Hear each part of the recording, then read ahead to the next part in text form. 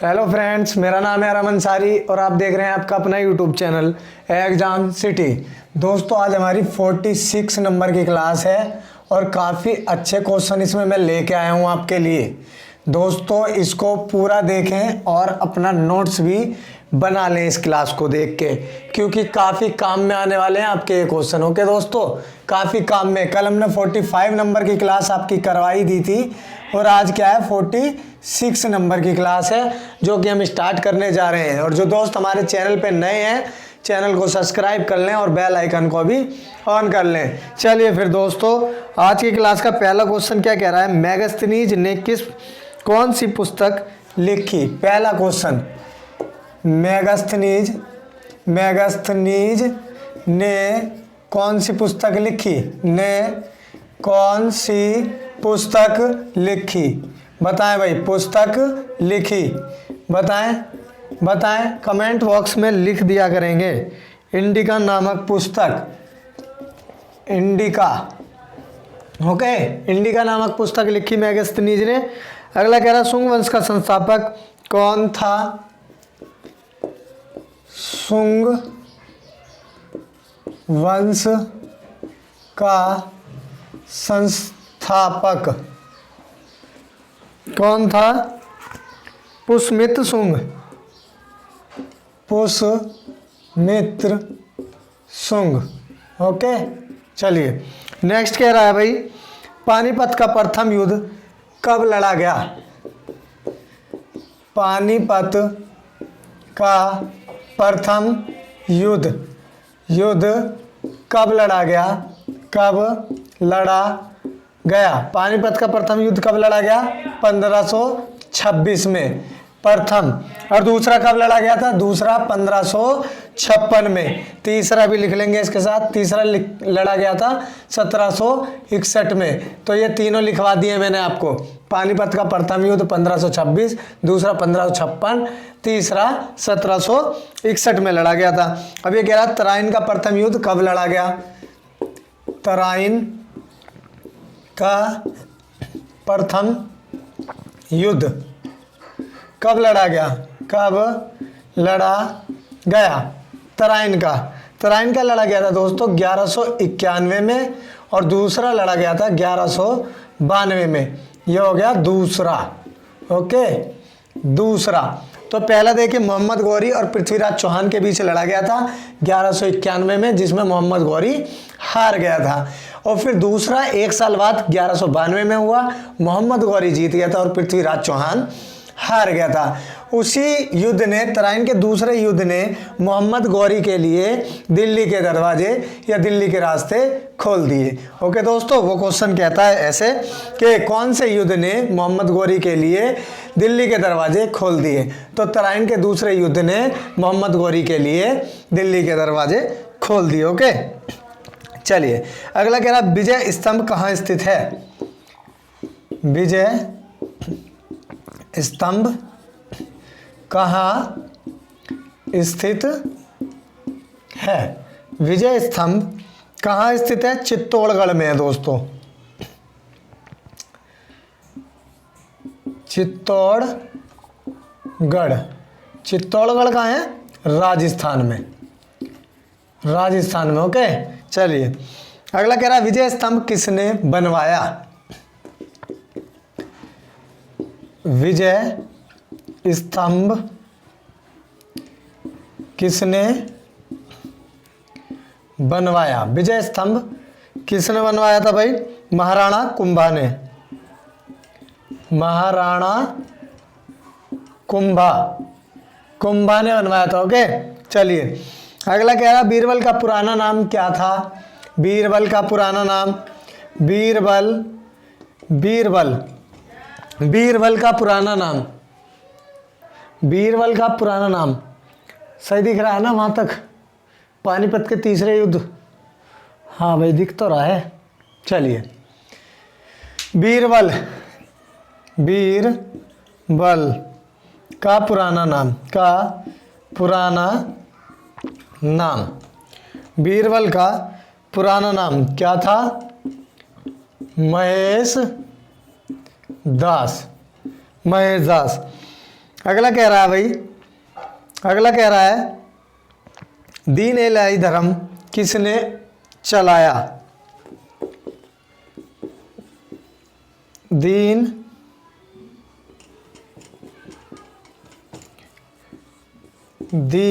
ए इलाही धर्म किसने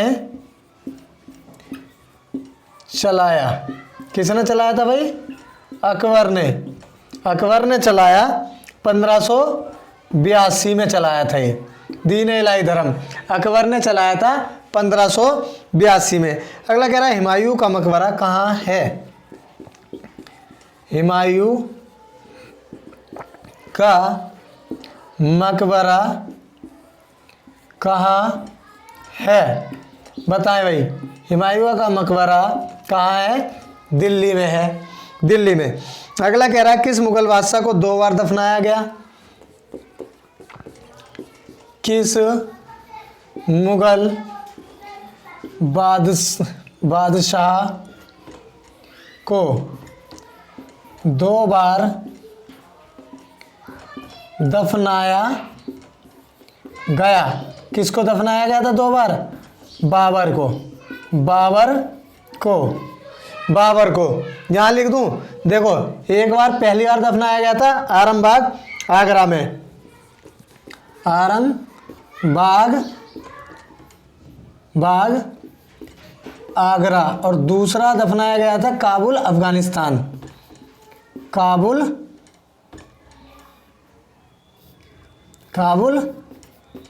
अफगानिस्तान। दिख रहा है यहाँ तक? काबुल अफगानिस्तान दूसरा दफनाया गया था। ठीक है, मैं इसको बताता हूँ। देखिए, पहले क्या है, जब इसकी मृत्यु हो गई बाबर की, तो इसको आरामबाग आगरा में दफना दिया गया। लेकिन उस समय वहाँ पे इसकी जो एक बीवी थी वो काबुल के अफगानिस्तान की थी और वहीं पे थी, वो थी नहीं। जब वो वापस आगरा आई, जब उसने देखा कि हादसा हो चुका है और बाबर इस दुनिया में नहीं रहा, तो इसने क्या करा, उसकी जो वहाँ से वो है कब्र, उस मिट्टी को उखड़वाया और उसको ताबूत में पैक करवाया, जिसे कहते हैं मम्मी। किस मुगल बादशाह की मम्मी बनाई गई? तो कहेंगे हम बाबर की।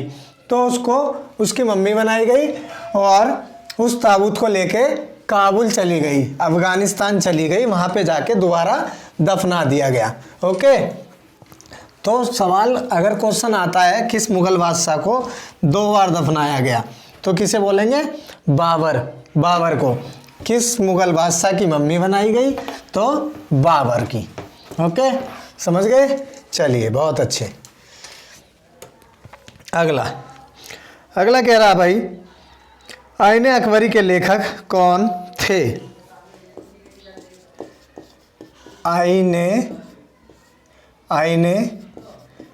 अकबरी के लेखक कौन थे? आईने अकबरी के लेखक कौन थे?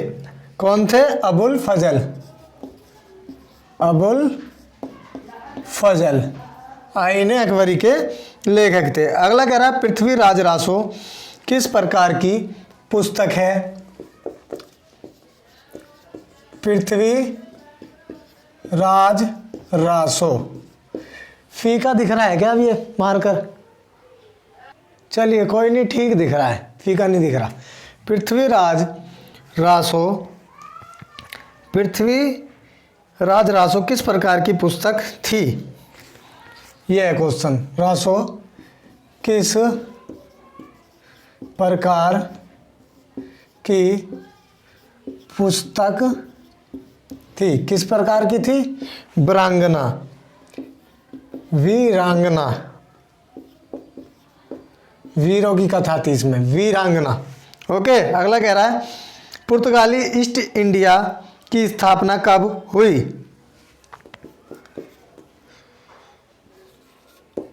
पुर्तगाली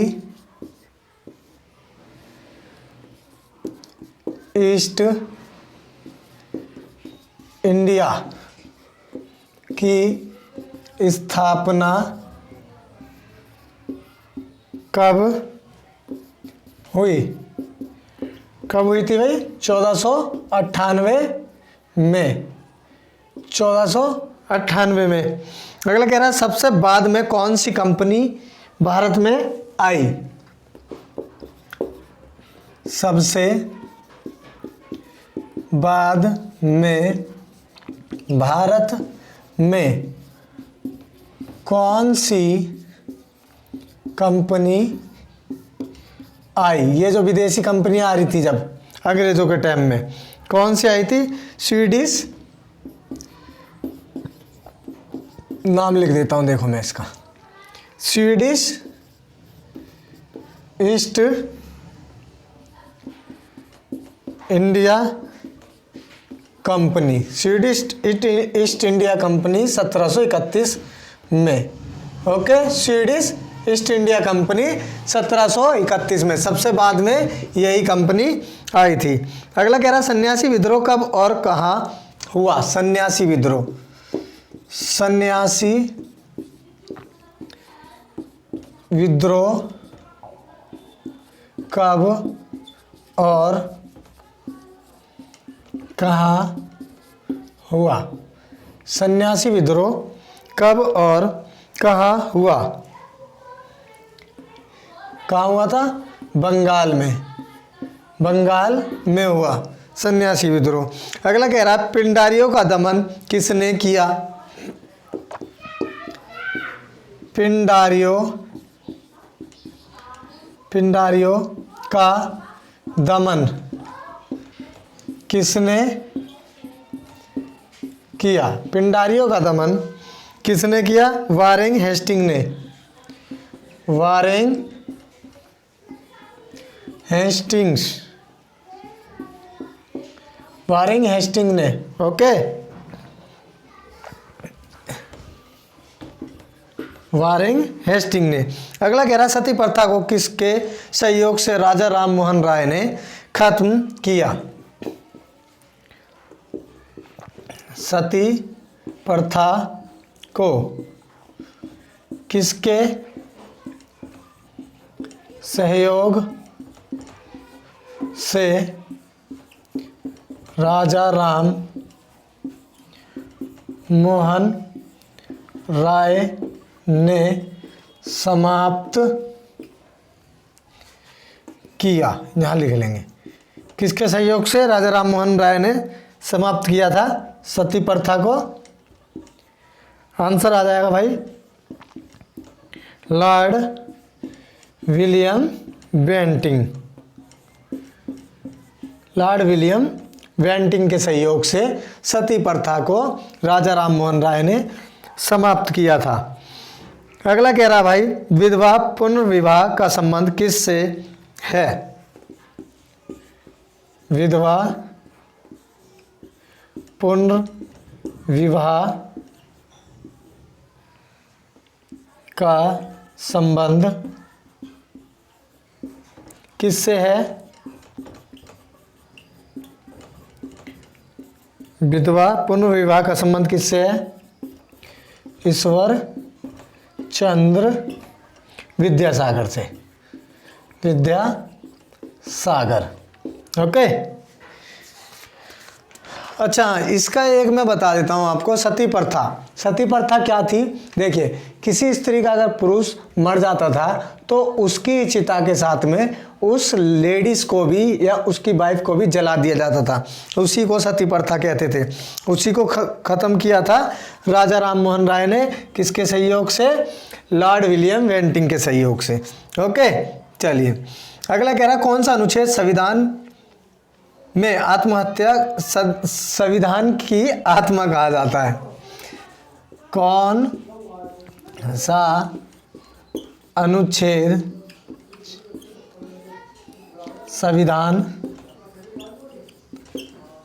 की आत्मा कहलाता है? आत्मा कहलाता है। कौन सा अनुच्छेद है? अनुच्छेद 32, अनुच्छेद 32। ओके, अनुच्छेद 32 मिटा दें यहाँ तक, ऊपर से करवाएं? हाँ चलिए मिटाते हैं इसको।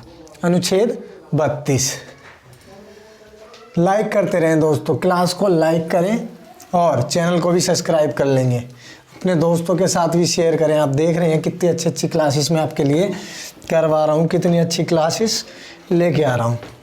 ओके, डेली इसी तरीके की अच्छी क्लासेस हम करवाते हैं और हम आपको बताते हैं कि आपको किस तरीके से पढ़ना भी है, तो आप उसी तरीके से पढ़ें, किस तरीके से अपने नोट्स बनाते रहें। ओके दोस्तों, नोट्स बनाते रहें अपने नोट्स। अगला क्वेश्चन कह रहा है भाई, देख लेंगे। क्वेश्चन कह रहा है एपीजे अब्दुल कलाम की मृत्यु कब और कहाँ हुई? एपीजे अब्दुल कलाम की मृत्यु कब और कहाँ हुई? कहाँ हुई थी?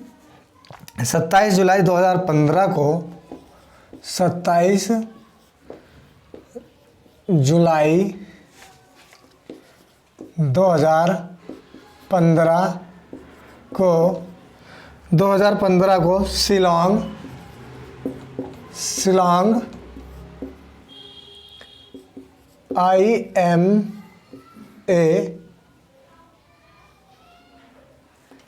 एम दोबारा से बना देते हैं यार, IMA Meghalaya. Okay, APJ Abdul Kalam की मृत्यु कब और कहाँ हुई? 27 जुलाई 2015 को शिलोंग IMA मेघालय में। ओके, चलिए अगला कह रहा भाई एपीजे अब्दुल कलाम की समाधि कहाँ है? एपीजे अब्दुल कलाम की समाधि कहाँ है? कहाँ है भाई? रामेश्वरम में। रामेश्वरम, और रामेश्वरम कहाँ है? तमिलनाडु। रामेश्वरम तमिलनाडु। ओके, इन्होंने कहा था कि अगर मुझे हिंदी आती तो मैं देश के अधिकतर बच्चों को पढ़ाता। इन्हें हिंदी नहीं आती थी, इंग्लिश बोलते थे या ये अपनी तमिल बोलते थे। ओके दोस्तों, चलिए अगला कह रहा है सबसे बड़ा आवर्तबीजी वृक्ष कौन सा है? सबसे बड़ा आवर्तबीजी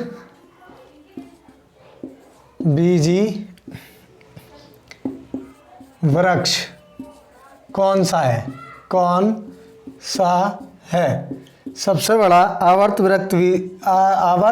वृक्ष बीजी कौन सा है? आवर्त बीजी वृक्ष कौन सा है? यूकेलिप्टस। ओके, सबसे बड़ा आवर्त बीजी वृक्ष कौन सा है? यूकेलिप्टस। अगला कह रहा है सबसे बड़ा फल कौन सा है? सबसे बड़ा फल, सबसे बड़ा फल कौन सा है? बताएं, कौन सा है सबसे बड़ा फल? कौन सा है? कटहल या फिर क्या कहेंगे? लोडोरेशिया।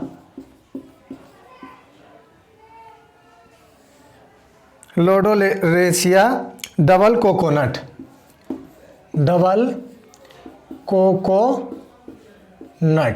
ओके, चलिए अगला कह रहा है सबसे छोटा पुष्प कौन सा है? सबसे छोटा पुष्प कौन सा है? कौन सा है? सबसे छोटा पुष्प कौन सा है? बोलफिया। सबसे छोटा पुष्प है बोलफिया। सबसे बड़ा पुष्प कौन सा है? सबसे बड़ा पुष्प कौन सा है? सबसे बड़ा पुष्प कौन सा है? रेफलेशिया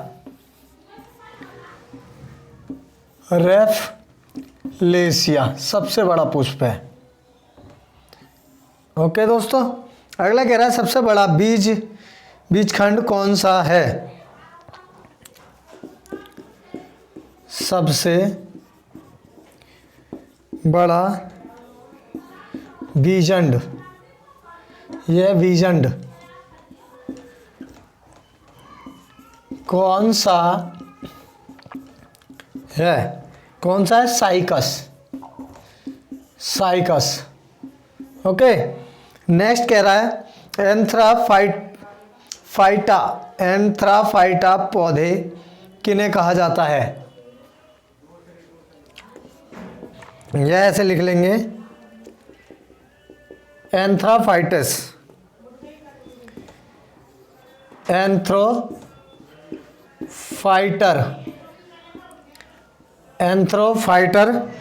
पौधे कौन से हैं, ऐसे करके लिख लेंगे। ओके, दिख रहा है ना इधर, ये साफ दिख रहा है आपको? क्वेश्चन भाई ऐसे है, क्वेश्चन कह रहा है एंथ्रोफाइटर पौधे किन्हें कहा जाता है? किन्हें कहा जाता है? जो पौधे गर्मियों में उगते हैं, जो पौधे गर्मियों में उगते हैं। ओके, चलिए नेक्स्ट, ऑक्सीजन की खोज किसने की? ऑक्सीजन की खोज किसने की? ऑक्सीजन की खोज किसने की? प्रिस्टिले ने की। ओके, अगला कह रहा भाई रेशेदार जड़ किसे कहा जाता है? रेशेदार जड़ किसे कहा जाता है? किसे कहा जाता है? प्याज को। ओके, तो ये ले दोस्तों, आज के मैंने मोस्ट इम्पोर्टेंट क्वेश्चन थे जो मैंने रख रखे थे आपके लिए छांट के, वो मैंने करवा दिए। अब आपको क्या करना है? एग्जाम सिटी आपका अपना यूट्यूब चैनल है, इसको सब्सक्राइब कर लें दोस्तों, और बेल आइकन को भी ऑन करें, सपोर्ट करें इस चैनल को।